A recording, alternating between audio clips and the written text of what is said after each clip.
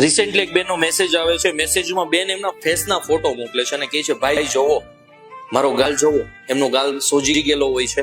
એમને કહે છે કે વીકમાં 3 વાર મારો પતિ ગમે ત્યારે બહારનો ગુસ્સો મારી ઉપર લાવીને ઉતારે છે અને મને મારે છે. હું છેલ્લા કેટલાય સમયથી આ સહન કરું છું, તો મારે શું કરવું જોઈએ?